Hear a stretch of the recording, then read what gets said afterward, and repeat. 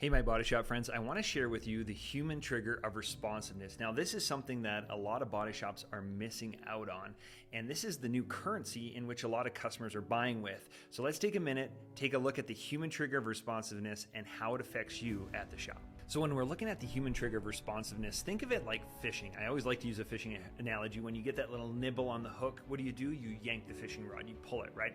And so when you think about any context, when a customer reaches out, raises their hand, says, I have damage, how are we setting the hook? How are we setting the hook? See, that the faster you engage with the customer, the more likely you are to actually capture the repair.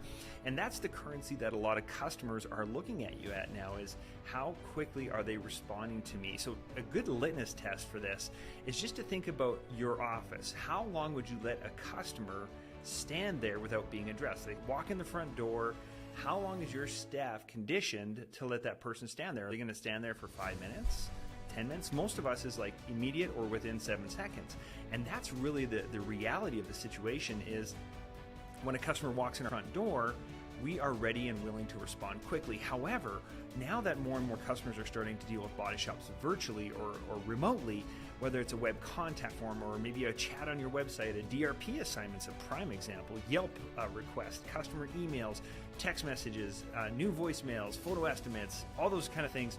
How quickly are we responding to a customer in a digital channel? That's the thing that you really need to start looking at, because that's the currency that we're seeing. One of the things that we started doing for my own operation and for our Body Shop Booster customers is we actually have an algorithm that just watches your staff, and when somebody sends in a request, maybe an insurance agent sent over a referral, how quickly is our staff responding to that, right? And you can set up little rules where it's like, if the estimator doesn't get on top of that within 10 minutes, escalate it to the manager, right? If the manager can deal with it within 24 hours, send it to the owner. You know, those kind of things are all configurable, but what it does is it sets an expectation for your staff. They know that they're going to be measured on this, and what gets inspected gets respected. Isn't that interesting? And so having some kind of an accountability structure in your organization for all these digital channels will help you move in the right direction. There's also technology out there. Start leveraging technology that can help you guys really get to the customer.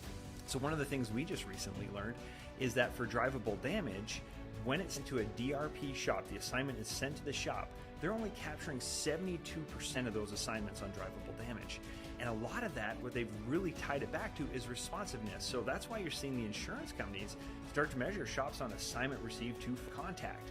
And the big guys out there, the big consolidators of the world, the big, you know who I'm talking about, they have about a 13-minute response time. However, the independents, the dealers, the smaller organizations, they're more like a day to a day and a half, depending on market. And so that creates a big gap, doesn't it? That customer's sitting there going, hey, why haven't I been dealt with yet? The longer that gap, the lower the capture rate. So just keep that in mind. So one of the things that we built is a simple tool that grabs the assignment and can actually initiate first contact within 5 minutes for you. So it can send a text message, an email, voicemail can go out to that customer, and really just prompting them to take the first action. So assignment received to first contact, really, really quick. And this is going to help you capture more of those repairs. So very simple technology that can really automate those things and help your people be hyper effective with that. You get that nibble on the hook, wham, technology is going to help you sink the hook by sending out voicemails, text messages, and emails.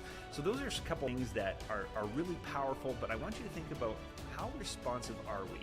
When that customer reaches out, I always call it the 6:30 on a Friday, right? They reach out 6:30 on a Friday, and it's probably going to be Monday afternoon before our team picks that up. And by that time, the customer's probably gone elsewhere. You've lost that opportunity. Remember, the more responsive you are, the more work you'll get. That's really what it comes down to. The more responsive you are, the more work you're going to get. I think we've all been there when we send somebody a message through their website, and if we get a response right away, we're very impressed. We're like, wow, that's pretty cool. But on the other hand, if you send it and you don't hear back for a week, you're unimpressed and you probably won't deal with that organization. So just remember that responsiveness is a human trigger. It is a currency in which people do business. So make sure that your organization is working towards being highly responsive.